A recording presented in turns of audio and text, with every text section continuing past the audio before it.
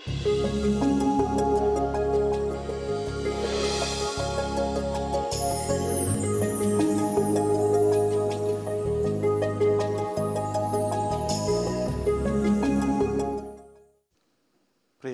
ശാലോം പ്രേക്ഷകർക്ക് ഒരിക്കൽ കൂടി ഈ ഡെയിലി മിറർ പ്രോഗ്രാമിലേക്ക് സ്വാഗതം.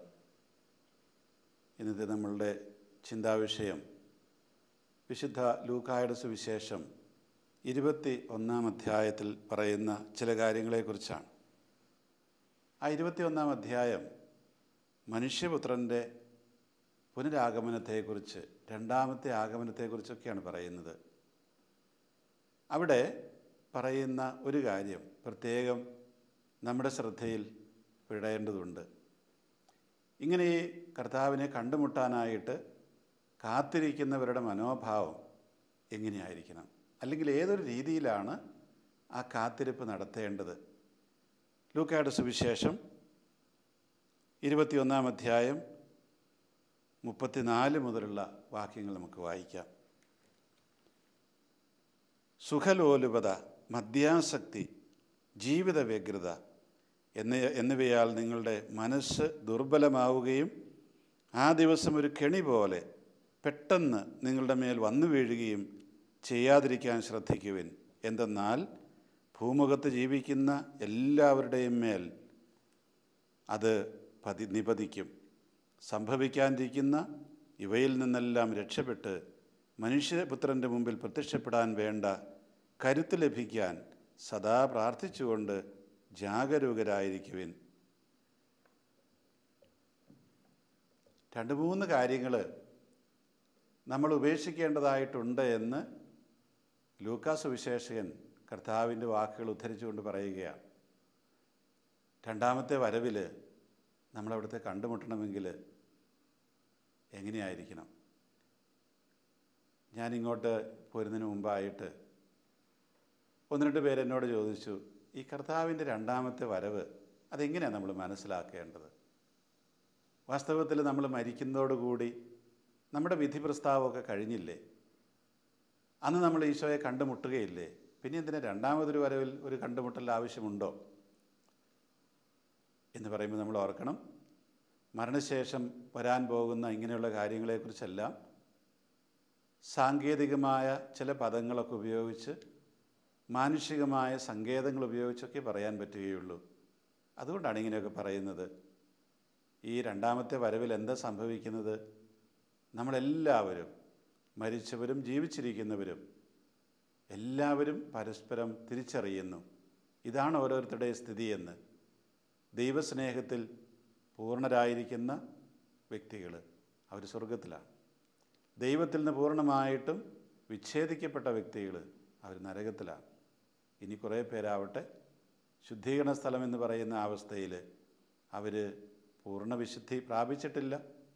മറ്റുള്ളവരുടെ ആ അവസ്ഥ മറ്റുള്ളവരുടെ പ്രവർത്തന ഫലമായിട്ട് പുണ്യപ്രവൃത്തികൾ കൊണ്ട് അവരുടെ ആ പാപകടങ്ങൾ കഴുകിക്കളഞ്ഞ് ദൈവത്തിൻ്റെ പൂർണ്ണ സ്നേഹത്തിലേക്ക് പ്രവേശിക്കാൻ കാത്തിരിക്കുന്നവർ. ഇങ്ങനെ പലതരത്തിലുള്ള അവസ്ഥാവിശേഷങ്ങളിലാണ് അന്ന് നമ്മൾ ഈ യേശുവിൻ്റെ രണ്ടാമത്തെ വരവിൽ അവിടുത്തെ കണ്ടുമുട്ടാൻ പോകുന്നത്. ഇവിടെ പറയുന്നത്, അങ്ങനെ നിങ്ങൾക്ക് ദൈവത്തിൻ്റെ പരിപൂർണ സ്നേഹം അനുഭവിക്കുന്ന ആ അവസ്ഥയിൽ യേശുവിനെ കണ്ടുമുട്ടണമോ എങ്കിൽ നിങ്ങൾ പാലിക്കേണ്ട ചില കാര്യങ്ങളുണ്ട്. അക്കാര്യമാണ് 34-ാം വാക്യത്തിൽ വായിച്ചത്. ഒന്നാമതായിട്ട് പറയുന്നു സുഖലോലുപത, 2 മദ്യാസക്തി, 3 ജീവിത വ്യഗ്രത. ഇനി ഇത് 3 ഉണ്ടെങ്കിൽ എന്ത് സംഭവിക്കും? എന്നിവയാൽ നിങ്ങളുടെ മനസ്സ് ദുർബലമാവുകയും ആ ദിവസം ഒരു കെണി പോലെ പെട്ടെന്ന് നിങ്ങളുടെ മേൽ വന്നു വീഴുകയും ചെയ്യാതിരിക്കാൻ ശ്രദ്ധിക്കുവിൻ. അതായത് കർത്താവിനെ നമ്മൾ കാത്തിരിക്കണം. കാത്തിരിക്കുക എന്ന് പറഞ്ഞാൽ ഒരു ജോലിയും ചെയ്യാതെ എവിടെയെങ്കിലും പോയി ഇങ്ങനെ കാത്തിരിക്കുക എന്നുള്ള അർത്ഥത്തിലല്ല. അതിലുപരിയായിട്ട് നമ്മൾ ഏത് നിമിഷത്തിലും ദൈവസാന്നിധ്യത്തിലായിരിക്കണം. ദൈവത്തിൻ്റെ സന്നിധിയിലായിരിക്കാൻ പറ്റിയ രീതിയിലായിരിക്കണം നമ്മളുടെ ജീവിതം എന്നർത്ഥം. ചുരുക്കത്തിൽ ഈ ഉയർത്തെഴുന്നേറ്റ ആ ജീവിതം പൗലോസ് റോമാക്കാർക്ക് ലേഖനം 6-ാം അധ്യായത്തിൽ പറയുന്നത് പോലെ ഈ ജീവിതത്തിൽ തന്നെ നമുക്ക് അനുഭവവേദ്യമാകണം. അതുകൊണ്ട് ഞാൻ മരിക്കാറാകുമ്പോൾ, മരിക്കുന്നതിന് തൊട്ട് മുമ്പായിട്ട് പാപങ്ങളെല്ലാം ഉപേക്ഷിച്ച് ഒരു പുണ്യവാനായിക്കൊള്ളാം എന്ന് പറഞ്ഞാലൊന്നും നടക്കാൻ പോകുന്നില്ല. അതിലേക്കൊന്നും നമ്മൾ എത്തിപ്പെടുന്നതിന് മുമ്പായിട്ട് പലതും സംഭവിച്ചെന്ന് വരും. ഇവിടെ പറയുന്നത് എന്താണ്? സുഖലോലുപത. അത് നമ്മുടെ മനസ്സിനെ ദുർബലമാക്കും. ഈ സുഖലോലുപത എന്ന് പറഞ്ഞാൽ എന്താണ്? ഇങ്ങനെ ഒരു തരം ഖുഷി ലൈഫ്. നമ്മൾ പ്രത്യേകിച്ച് പണിയൊന്നും എടുക്കാൻ കഴിയുകയില്ല, കാശ് വേണം, അടിപൊളി ജീവിതം വേണം, നല്ല ഭക്ഷണം വേണം, യാത്രകൾ ചെയ്യണം, അങ്ങനെ ഒരുപാട് കാര്യം. അതുമാത്രമല്ല, ഇപ്പോൾ ആധുനിക കാലത്തൊരു ട്രെൻഡ് എന്ന് പറയുന്നത് എന്താണ്? കല്യാണം പോലും വേണ്ട, കുടുംബവും വേണ്ട. അതെല്ലാം മഹാശല്യമാണ്. മക്കളുണ്ടായാൽ സ്വാതന്ത്ര്യം പോകും, അതുപോലെ കുട്ടികൾക്ക് പാല് കൂട്ടിയാൽ സ്ത്രീകളുടെ സൗന്ദര്യം പോകും, ഇങ്ങനെയെല്ലാം പറയുന്നവരുണ്ട്. അതുകൊണ്ട് ഇതൊന്നും വേണ്ട. ഇതെല്ലാം ഈ സുഖലോലുപതയുടെ ഭാഗങ്ങളായിട്ട് വരുന്നതാണ്. യൂറോപ്യൻ രാജ്യങ്ങൾ, പ്രത്യേകിച്ച് ജർമ്മനി പോലുള്ള രാജ്യങ്ങളിൽ ഇപ്പോൾ എന്താ സംഭവിച്ചുകൊണ്ടിരിക്കുന്നത്? അവരുടെ ഈ തരത്തിലുള്ള സുഖലോലുപത അതിൻ്റെ ഒരു അങ്ങേയറ്റത്തേക്ക് എത്തി. അതുകൊണ്ട് ഇന്ന് ജർമ്മൻ ജനതയുടെ ജനസംഖ്യ തീരെ കുറഞ്ഞു. പകരം മറ്റ് രാജ്യങ്ങളിൽ നിന്നുള്ളവരാണ് അവിടെ കൂടുതലായിട്ട് വരുന്നത്. അങ്ങനെ ജനസംഖ്യ കുറഞ്ഞു കഴിയുമ്പോൾ എന്ത് പറ്റി? ജോലി എടുക്കാൻ ആളില്ല, കാര്യങ്ങൾ നടക്കണ്ടേ? അപ്പോൾ അവർ പുറത്തുനിന്ന് ആളുകളെ സ്വീകരിക്കാൻ തുടങ്ങി. കുറേ കഴിയുമ്പോൾ ഇവരുടെ മക്കൾ ആ രാജ്യത്തെ പൗരന്മാരായി തീരും. അങ്ങനെ ജർമ്മൻ ജനത തീർത്തും ഇല്ലാതായി അപ്രത്യക്ഷമാകുന്ന ഒരവസ്ഥയിലേക്ക് അവിടെയൊക്കെ കാര്യങ്ങൾ എത്തിയിട്ടുണ്ട്. ഈ സുഖലോലുപത നമ്മളെ എവിടം വരെ കൊണ്ടെത്തിക്കും എന്നുള്ള ആ ഒരു ചിന്തയിൽ നിന്നാണ് ഞാനത് പറഞ്ഞത്. നമുക്ക് വിവാഹം വേണ്ട, മക്കൾ വേണ്ട, കുടുംബജീവിതം വേണ്ട എന്നൊക്കെ പറഞ്ഞു കഴിയുമ്പോൾ, അങ്ങനെ അവർ പറയുന്നുണ്ട്. ചെറുപ്പക്കാരിലൊരു 50% അങ്ങനെ പറയുന്നവരാണ്. അതുകൊണ്ട് തന്നെ അവരുടെ ആ ജനതയ്ക്ക് ഒരിക്കലും ഇനി അതിജീവനം അത്ര എളുപ്പമാകുകയില്ല. വളരെ ശാസ്ത്രീയമായിട്ട് കണക്ക് കൂട്ടിയിട്ടൊക്കെ അവർ ആ കാര്യങ്ങൾ അവതരിപ്പിക്കുന്നുണ്ട്. എങ്കിലും ഇതൊന്നും വായിക്കാൻ പോലും നേരമില്ലാത്ത ഒരു തലമുറയാണ് അവിടെയുള്ളത്. അതുകൊണ്ട് ഈ സുഖലോലുപത എന്ന് പറയുന്നത് ഇവിടം വരെ എത്താം എന്നുള്ളതിന് തെളിവാണ് രാജ്യങ്ങൾ. അതുപോലെ നമുക്ക് മറ്റു തരത്തിലുള്ള ഒരുപാട് സുഖലോലുപതകൾ ഉണ്ടാകും. നമുക്കറിയാം, ഈ കുരിശ് എന്ന് പറയുന്നത്, സഹനം എന്ന് പറയുന്നത് നമുക്ക് ബുദ്ധിമുട്ടുള്ള കാര്യമാണ്. പക്ഷേ ഈ സഹനമില്ലെങ്കിൽ, ഈ സുഖലോലുപതയിലാണ് നമ്മൾ കഴിയുന്നതെങ്കിൽ അതിൻ്റേതായ വലിയ അപകടങ്ങളുണ്ട്. സഹനമില്ലാത്ത ജീവിതം തേടിപ്പോയാൽ നമ്മൾ നാശത്തിലേക്കായിരിക്കും പോവുക. സഹനമില്ലാത്തൊരു ജീവിതം ഈ ലോകത്തിലില്ല. സഹനമുണ്ടാകും, പക്ഷേ ആ സഹനത്തെ ഒരു ക്രൈസ്തവമായ രീതിയിൽ നമ്മൾ സ്വീകരിക്കുക എന്നുള്ളതാണ് പ്രധാനപ്പെട്ട കാര്യം. അപ്പോൾ ആ സഹനം നമുക്ക് അത് രക്ഷാകരമായി തീരും, അത് നമുക്ക് സന്തോഷകരമായി തീരും. എത്രയോ പേര് വളരെ സന്തോഷത്തോടു കൂടിയിട്ട് തങ്ങളുടെ ജീവിതത്തിലെ സഹനങ്ങളെ ഏറ്റെടുത്ത് ജീവിക്കുന്ന എത്രയോ പേര്, പ്രത്യാശയോടെ ജീവിക്കുന്നവർ, മറ്റുള്ളവർക്ക് പ്രത്യാശ കൊടുത്തുകൊണ്ട് ജീവിക്കുന്നവർ എത്രയോ പേര് നമ്മുടെ സമൂഹങ്ങളിലുണ്ട്. അവരെയൊക്കെ നമ്മൾ മാതൃകയാക്കേണ്ടതുണ്ട്. ഈ സുഖലോലുപത നമ്മളെ എങ്ങും കൊണ്ട് എത്തിക്കുകയില്ല. സുഖലോലുപത ഭക്ഷണത്തിലാവാം. ഇന്നിപ്പോൾ പലപ്പോഴും നമ്മൾ വായിച്ച് കേൾക്കുന്ന പത്രങ്ങളിൽ, ടി വിയിലൊക്കെ കാണുന്ന കാര്യമുണ്ട്. ഏതെങ്കിലും ഒരു ജോലി എടുക്കുന്നയാൾ ബസ് ഡ്രൈവറായിരിക്കാം, പോലീസുകാരനായിരിക്കാം, വെറുതെ നിപ്പിന് കുഴഞ്ഞു വീണ് മരിക്കുന്നു. എത്ര വയസ്സാണ്? 40 വയസ്സ്, 45 വയസ്സ് ഒക്കെ ഉള്ളൂ. കുഴഞ്ഞു വീണങ്ങ് മരിക്കുകയാണ്. എന്താ കാരണമെന്ന് ആർക്കും അറിഞ്ഞുകൂടാ. ആർക്കും തിരിയാത്ത തരത്തിലുള്ള പലതരത്തിലുള്ള രോഗങ്ങൾ വരുന്നു. ഉദാഹരണത്തിന്, നമ്മൾ മുൻകാലങ്ങളിലൊക്കെ കൂടുതലായിട്ട് വാഹനം ഉപയോഗിക്കുന്നവരാണ്. അതുകൊണ്ട് തന്നെ നമ്മുടെ വ്യായാമം കുറഞ്ഞു. നടക്കുമ്പോഴുള്ള വ്യായാമം ഇന്ന് നമുക്കില്ല. അപ്പോൾ നമ്മളതിന് പകരമായിട്ട് വ്യായാമം ചെയ്തേ മതിയാകും. രണ്ടാമത്തെ കാര്യം, അന്നത്തെ രീതിയിലുള്ള ഭക്ഷണമല്ല ഇന്ന് വളരെയധികം കൊഴുപ്പുള്ള ഭക്ഷണങ്ങളാണ് കഴിക്കുന്നത്. പോരാത്തതിന് മദ്യപാനം അതിൻ്റെ പാരമ്യത്തിലെത്തിയിട്ടുണ്ട്. ഇതെല്ലാം കൂടി ചേരുമ്പോൾ പിന്നെ നമ്മളെ വിഴുങ്ങാനിരിക്കുന്നത് ഈ പെട്ടെന്നുള്ള ഉരുണ്ട് വീണുള്ള മരണമൊക്കെ ആയിരിക്കും. സുഖലോലുപതയുടെ വേറൊരു വശമാണത്. അതുപോലെ തന്നെ സമൂഹത്തിൽ വർദ്ധിച്ചു വരുന്ന ക്രൈംസ്, കുറ്റവാസനകളൊക്കെ ഈ സുഖലോലുപതയുടെ ഭാഗമാണ്. പെട്ടെന്ന് കാശുണ്ടാകണം, മയക്കുമരുന്ന്, മദ്യം, സുഖകരമായ ജീവിതം, യാത്ര, വണ്ടി, അതെല്ലാം വേണമെന്ന് തോന്നുമ്പോൾ, അധ്വാനിക്കാതെ കിട്ടണമെന്ന് തോന്നുമ്പോൾ മറ്റുള്ളവരെ മോഷ്ടിക്കാൻ പോകും, കൊള്ളയടിക്കാൻ പോകും. അപ്പോൾ ഈ സുഖലോലുപത ഇങ്ങനെയുള്ള കാര്യങ്ങളിലേക്കൊക്കെ നമ്മളെ കൊണ്ടെത്തിക്കും. പത്രങ്ങളിലൊക്കെ നിങ്ങൾ കണ്ടിട്ടുണ്ട്, എൻജിനീയറിംഗ് വിദ്യാർത്ഥികൾ മോട്ടോർ സൈക്കിൾ മോഷ്ടിക്കുന്നു. അവരൊക്കെ നല്ല വീട്ടിലെ പിള്ളേരായിരിക്കും, ചിലപ്പോൾ സമ്പന്ന കുടുംബങ്ങളിലെ കുട്ടികൾ, നല്ല മാതാപിതാക്കളുടെ മക്കൾ. പക്ഷെ അവർ ഈ സുഖലോലുപത കൂടിക്കഴിയുമ്പോൾ, അതിനനുസരിച്ച് വീട്ടിൽ നിന്ന് പണം കിട്ടാതെ വരുമ്പോൾ ഇത്തരം കുറ്റങ്ങളിലേക്ക് അവർ എത്തിപ്പെടുകയാണ് ചെയ്യുന്നത്. സുഖലോലുപതയുടെ ഒരു വശമാണത്. ഇനി പഠിക്കുന്ന കുട്ടികളാണെങ്കിൽ ഈ സുഖലോലുപത ഏറിക്കഴിയുമ്പോൾ പിന്നെ അവർക്ക് പഠിക്കാൻ കഴിയില്ല. രാവിലെ വെളുപ്പിനേറ്റിരുന്ന് പഠിക്കുന്നവർക്ക് അവരുടെ ബുദ്ധി വളരുകയുള്ളൂ, അതുപോലെ കാര്യങ്ങൾ മനസ്സിലേക്ക് പതിയുകയുള്ളൂ. നേരെ മറിച്ച് സ്കൂളിൽ പോകുന്നതിന് അരമണിക്കൂർ മുമ്പ് എഴുന്നേറ്റ് പെട്ടെന്നെല്ലാം ഒന്ന് ചെയ്ത് സ്കൂളിൽ പോവുകയാണെങ്കിൽ സ്വാഭാവികമായിട്ടും അവിടെ പരാജയം ഏറ്റുവാങ്ങേണ്ടി വരും. ഈ സുഖലോലുപത നമുക്ക് നടക്കാനായിട്ട് ഒട്ടും പറ്റുന്നില്ല, ജോലി ചെയ്യാനായിട്ട് സാധിക്കുന്നില്ല. അങ്ങനെ നമ്മുടെ ആരോഗ്യം മുഴുവൻ നശിക്കുകയാണ് ചെയ്യുന്നത്. വീട്ടിൽ ജോലിയെടുത്ത് എന്തെങ്കിലും പച്ചക്കറിയോ മീനോ ഒന്നും ഉൽപ്പാദിപ്പിക്കാൻ നമുക്ക് കഴിയില്ല, കാരണം നമുക്ക് താല്പര്യമില്ല. അതിൻ്റെ ഫലം എന്താണ്? ഈ ചന്തയിൽ നിന്ന് വാങ്ങുന്ന വിഷം തളിച്ച, വിഷത്തിൽ മുക്കിവെച്ച പച്ചക്കറിയും പഴവർഗ്ഗങ്ങളും മത്സ്യമാംസാദികളും എല്ലാം നമ്മൾ വാങ്ങിക്കഴിച്ച് അങ്ങനെ നമ്മൾ രോഗികളായിത്തീരുകയാണ് ചെയ്യുന്നത്. എന്നിട്ടോ കിട്ടുന്ന പണം മുഴുവൻ ആശുപത്രിയിൽ കൊടുക്കാനായിട്ട് ചിലവഴിക്കും. അങ്ങനെ ഈ സുഖലോലുപത നമ്മളെ ഒരുപാട് ഇങ്ങനെയുള്ള അവസ്ഥയിലേക്ക് കൊണ്ടെത്തിക്കാനുള്ള എല്ലാ സാധ്യതയുമുണ്ട്. മാത്രമല്ല, നമുക്ക് എന്തുമാത്രം കൂടുതൽ വേണമോ അത്രമാത്രം നമ്മൾ പണത്തോട് വ്യഗ്രതയുള്ളവരാകും. പണം സമ്പാദിക്കാനുള്ള മാർഗ്ഗങ്ങൾ, കൈക്കൂലി. എന്തുകൊണ്ടാണ് കൈക്കൂലി വർദ്ധിക്കുന്നത്, കോഴ വർദ്ധിക്കുന്നത്? സുഖകരമായ ജീവിതം വേണം, കിട്ടുന്ന ശമ്പളം തികയുന്നില്ല. ഇപ്പോൾ ഒരാൾക്ക് 10 ജോഡി ഡ്രസ്സ് അത് മതിയെങ്കിൽ ചിലർക്കത് 100 കോടി വേണമായി, 100 പേഴ്സ്. അതിനൊക്കെ പണം കണ്ടെത്തണ്ടേ? അപ്പോൾ സ്വാഭാവികമായിട്ടും സുഖലോലുപത കൂടിക്കഴിയുമ്പോൾ ഇത്തരത്തിലുള്ള കുറ്റങ്ങളിലേക്ക് മനുഷ്യർ കടന്നു പോകും. നമ്മുടെ സമൂഹം തന്നെ അധപ്പതിക്കും എന്നുള്ളതിന് യാതൊരു സംശയവും വേണ്ട. അപ്പോൾ ഈ സുഖലോലുപത മനസ്സിനെ ദുർബലമാക്കുമെന്നാണ് പറയുന്നത്. നമുക്ക് ഇതങ്ങോട്ട് വേണമെന്ന് തോന്നിക്കഴിഞ്ഞാൽ പിന്നെ നമ്മുടെ മനസ്സിന് യാതൊരു ബലവുമില്ല, എന്തും ചെയ്യാൻ തയ്യാറാകും.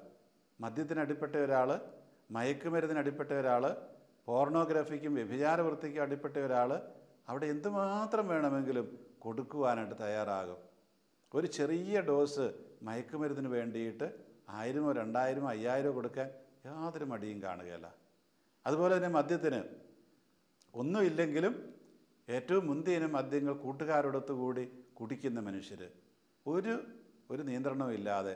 അപ്പോൾ നമ്മുടെ മനസ്സങ്ങനെ ദുർബലമായി പോവുകയാണ് ചെയ്യുന്നത്. ഒരുതരം ഈ അഡിക്ഷൻ നമ്മൾ പറയല്ലേ, അത് ഈ ദുർബലതയാണത്. പിന്നെ പോർണോഗ്രാഫി, നമുക്കറിയാം, അശ്ലീല ചിത്രങ്ങൾ, ഇതുപോലെ തന്നെയാണ്. അഡിക്ഷൻ വന്നു കഴിഞ്ഞാൽ പിന്നെ നമ്മൾ മനസ്സ് ദുർബലപ്പെട്ടവരായി മാറും. ഇവ നമ്മുടെ സമൂഹത്തിൽ സ്ത്രീ പീഡനങ്ങൾ, ബാലപീഡനങ്ങൾ, ഇതെല്ലാം നടക്കുന്നതിൻ്റെ കാരണം എന്താണ്? കാരണം മറ്റൊന്നുമല്ല, നമ്മുടെ മനസ്സ് ദുർബലമായി പോകുന്നു എന്നുള്ളതാണ്. ദുർബലമായി പോകുന്നു. അങ്ങനെ ദുർബലമായി പോകുമ്പോൾ സമൂഹത്തിലത് അരാജകത്വം ഉണ്ടാക്കുമെന്നുള്ളതാണ്. ഇപ്പം നമ്മൾ ചിന്തിച്ച് നോക്കുക, നമ്മുടെ സമൂഹത്തിൽ ആരെയാണ് പീഡിപ്പിക്കുന്നത്? കൂടുതലും പുരുഷന്മാർ സ്ത്രീകളെയല്ലേ. എന്നിട്ട് പലപ്പോഴും സ്ത്രീകളെ കുറ്റം പറയും. പക്ഷേ ആർക്കാണ് ഇവിടെ ബലഹീനതയുള്ളത്? പുരുഷനാണ് ബലഹീനനായി പോകുന്നത്. കാരണം പുരുഷൻ ഇങ്ങനെയുള്ള തെറ്റായ പ്രവണതകൾക്ക് അടിപ്പെട്ടു പോകുന്നത് കൊണ്ടാണ്. സ്ത്രീകൾ ഒരു പരിധിവരെ അങ്ങനെയൊന്നും പോവുകയില്ല.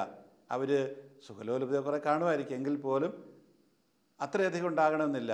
അതുപോലെ തന്നെ ഈ മദ്യാസക്തി, അതൊന്നും അവർക്ക് അത്ര ഉണ്ടാകണമെന്നില്ല. ജീവിത വ്യഗ്രത ഉണ്ടാവും, എങ്കിൽ പോലും ഇതിനെല്ലാം അടിപ്പെട്ട മനുഷ്യർ കൂടുതലും പുരുഷന്മാരാണ്. അതുകൊണ്ടാണ് അവരുടെ മനസ്സ് ദുർബലമാകുന്നത്. അപ്പോൾ ഇവിടുത്തെ പ്രശ്നം എന്ന് പറയുന്നത് അതിൻ്റെ ഉത്തരവാദിത്വം പുരുഷന്മാർ തന്നെ ഏറ്റെടുക്കണം. കാരണം അവരാണ് ബലഹീനരായിട്ട് പിന്നെ ഈ പീഡനങ്ങൾക്ക് നേതൃത്വം കൊടുക്കുന്നത്. അതുകൊണ്ട് ഈ സുഖലോലുപത എന്ന് പറയുന്ന കാര്യം അത് വളരെ അപകടകാരിയാണ്. നമുക്ക് മാന്യമായിട്ട് ജീവിക്കണം, അതിൽ കൂടുതൽ ആവശ്യമില്ലല്ലോ. നമ്മൾ സുഖലോലുപതയ്ക്ക് പോകാതിരിക്കുക. ഇനി സുഖലോലുപത ഇല്ലെങ്കിൽ പലരും പറയും, നമ്മളെന്തെങ്കിലും ജോലി ചെയ്ത് കാശുണ്ടാക്കുമോ? എല്ലാവർക്കും 2 ജോഡി ഡ്രസ്സ് മതിയെങ്കിൽ അത്രയല്ലേ പണിയെടുക്കാൻ താല്പര്യം ഉണ്ടാവുകയുള്ളൂ. അവിടെയാണ് നമ്മൾ മറ്റൊരു വശത്തേക്ക് ചിന്തിക്കേണ്ടത്. നമ്മൾ ക്രൈസ്തവ വിശ്വാസികൾ ചിന്തിക്കേണ്ടത്, നമുക്ക് ദൈവം ഇതെല്ലാം തന്നിരിക്കുന്നത് എന്തിനു വേണ്ടിയിട്ടാണ്? നമ്മൾ അധ്വാനിച്ച് മറ്റുള്ളവർക്ക് കൊടുക്കാൻ കൂടിയിട്ടാണ്. നമ്മൾ മാത്രം സംതൃപ്തരായി ജീവിക്കാൻ വേണ്ടിയിട്ടല്ല. അപ്പോൾ ഈ ഒരു വസ്തുത കൂടി നമ്മൾ ഈ കാര്യത്തിൽ ഓർക്കുക. രണ്ടാമത്തെ കാര്യമായിട്ട് പറയുന്നത് മദ്യാസക്തിയാണ്. ഇതേക്കുറിച്ച് മദ്യാസക്തി എന്ന് പറയുമ്പോൾ കേവലം കുടിക്കുന്ന ഒരു വസ്തു എന്നതിലുപരിയായിട്ട് ലഹരി വസ്തുക്കളെല്ലാം. ഇതിനെക്കുറിച്ച് പ്രത്യേകിച്ച് നമ്മൾ പറയേണ്ട കാര്യമില്ല. നമ്മുടെ സമൂഹത്തിൽ ഒരു ക്യാൻസർ പോലെ പടർന്നു പിടിച്ചിരിക്കുന്ന ഒരു കാര്യമാണ് ഈ മദ്യാസക്തി എന്ന് പറയുന്നത്. നമ്മുടെ കേരള സമൂഹം പ്രത്യേകിച്ച് അമേരിക്കയിലും യൂറോപ്പിലും ഗൾഫ് രാജ്യങ്ങളിലുമൊക്കെ കണ്ട് ശീലിക്കുന്ന കുറേ കാര്യങ്ങളുണ്ട്. നമുക്കറിയാം, ഓരോന്നും ഓരോ സംസ്കാരത്തിലാണ് വളരുന്നത്, ഓരോ ആചാരവും ഓരോ സംസ്കാരത്തിലാണ് വളരുന്നത്. അതിനെ ആ രീതിയിൽ മാത്രമേ കാണാൻ സാധിക്കുകയുള്ളൂ.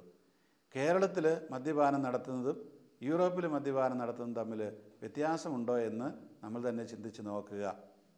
അവിടെ ആരും കുടിച്ചു മറിഞ്ഞൊന്നും കിടക്കുകയില്ല. അവരുടെ ആ ആചാരത്തിൻ്റെ ഭാഗമായിട്ട് അല്ലെങ്കിൽ ഭക്ഷണത്തിൻ്റെ ഭാഗമായിട്ട് ഒക്കെ കഴിക്കുന്നതേ ഉള്ളൂ. അതിനപ്പുറത്ത് അവരുടെ വീട്ടിൽ എത്രയോ കുപ്പികൾ കാണും, ഒന്നും അവർ കുടിക്കാറില്ല. പലപ്പോഴും യൂറോപ്പിലൊക്കെ ഉള്ളത് വീഞ്ഞു കുപ്പികൾ, അവർ 300-400 വർഷം പഴക്കമുള്ള വീഞ്ഞ്, വിസ്കി, ഇതൊക്കെ അവരുടെ ഒരു ഷോക്കേസിലാണ് വെച്ചിരിക്കുന്നത്. കുടിക്കാൻ വേണ്ടിയല്ല, കാണാൻ വേണ്ടിയിട്ടാണത്. ആ തരത്തിൽ അവർ അഭിമാനിക്കുന്നത്. നേരെ മറിച്ച് നമ്മളെന്താണ് ചെയ്യുക? ഏറ്റവും കടുപ്പം കൂടിയ സാധനങ്ങൾ, വിഷം കൂടിയ സാധനങ്ങളൊക്കെ പെട്ടെന്ന് അകത്താക്കി നമ്മൾ അങ്ങനെ ഈ നമ്മുടെ മനസ്സിനെ ദുർബലമാക്കുകയാണ് ചെയ്യുന്നത് മദ്യപാനം. മാത്രമല്ല, ഈ മനസ്സിനെ ദുർബലമാക്കുന്നതോട് കൂടിയിട്ട് മറ്റൊരുപാട് കാര്യങ്ങൾ സംഭവിക്കുന്നു. കുടുംബത്തിലെ വഴക്ക്, അതുപോലെ മറ്റ് അയൽക്കാരുമായിട്ടുള്ള വഴക്ക്, സാമ്പത്തിക നഷ്ടം. ഇപ്പോൾ ഇതിന് മദ്യപിക്കാനായിട്ട് പണമില്ല എന്ന് വരുമ്പോൾ പെട്ടെന്ന് പണം ഉണ്ടാക്കാൻ ശ്രമിക്കുക. അപ്പോൾ ഭാര്യയോട് പറയും, നിൻ്റെ താലിമാലതാ, ഞാൻ കൊണ്ടുപോയിട്ട് വിറ്റിട്ട് കള്ളു കുടിക്കട്ടെ. അപ്പോൾ വഴക്കായി. ഈ മനസ്സ് ദുർബലമാകുന്നതുകൊണ്ടാണ് ഈ ഭർത്താവ് ഇതൊക്കെ ചെയ്യാനായിട്ട് ചോദിക്കാനായിട്ട് സാധിക്കുന്നത്. അതുകൊണ്ട് മനസ്സ് ദുർബലമാകുമ്പോൾ ഇങ്ങനെയുള്ള ഒരുപാട് തിന്മകളിലേക്ക് മനുഷ്യൻ വീണു പോകും എന്നുള്ളതാണ്.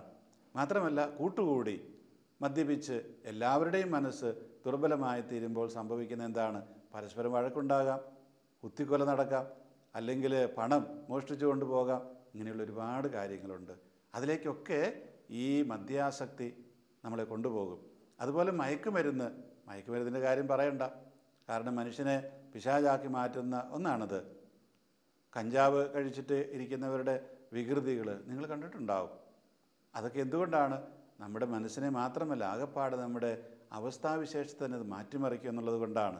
മറ്റ് ലഹരി വസ്തുക്കൾ, കുട്ടികളൊക്കെ ആണെങ്കിൽ എന്തൊക്കെയോ ഇങ്ങനെയുള്ള ഉപയോഗിച്ചിട്ട് ക്ലാസ്സിൽ പോയിരിക്കുന്നു, പഠിക്കാൻ പറ്റുകയില്ല. അതിൻ്റെ ഫലം എന്താണ്?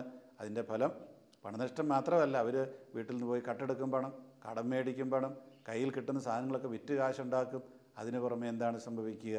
അവരുടെ പഠനത്തിൽ അവർ തോറ്റുപോകും. അവരുടെ ജീവിതം തന്നെ വഴിമുട്ടും, ഭാവി തന്നെ വഴിമുട്ടും. അപ്പോൾ മനസ്സ് ദുർബലമായി കഴിഞ്ഞാൽ പിന്നെ ഇതൊക്കെയാണ് സംഭവിക്കുക. മൂന്നാമത്തെ കാര്യമായിട്ട് പറയുന്നത് ജീവിത വ്യഗ്രത.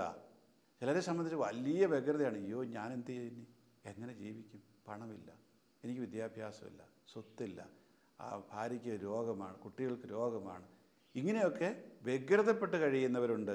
അതുകൊണ്ട് അതൊന്ന്. രണ്ടാമത്തെ കാര്യം, ഇങ്ങനെ ധാരാളമായിട്ടുണ്ടാക്കി സൂക്ഷിച്ചു വയ്ക്കുകയാണ്. മക്കൾക്ക് വേണ്ടിയിട്ട്, കൊച്ചുമക്കൾക്ക് വേണ്ടിയിട്ടൊക്കെ സൂക്ഷിച്ചു വെക്കുകയാണ്. അവസാനം എന്ത് പറ്റും? ഈ മക്കളിതെല്ലാം തീർത്തടിക്കും.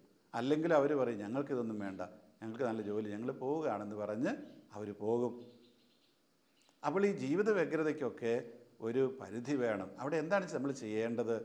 ജീവിത വ്യഗ്രത വരുമ്പോൾ ചിന്തിക്കണം, ദൈവമല്ലേ നമ്മളെ തീറ്റിപ്പോറ്റുന്നത്? അങ്ങനെയെങ്കിൽ നമ്മൾ ഈ സ്വർഗസ്ഥനായ പിതാവ് എന്ന പ്രാർത്ഥനയിൽ ഓരോ ദിവസവും പ്രാർത്ഥിക്കുന്നില്ലേ, അന്നന്ന് വേണ്ടുന്ന ആഹാരം ഇന്ന് ഞങ്ങൾക്ക് തരയണമേ. അന്നെന്നുള്ളത് കിട്ടിയാൽ പോരെ, അത് ഉറപ്പ് വന്നാൽ പോരെ. നാളത്തെ കഴിഞ്ഞ് മറ്റന്നാളും ഉണ്ട് എന്ന് ഇന്ന് തന്നെ ഉറപ്പ്.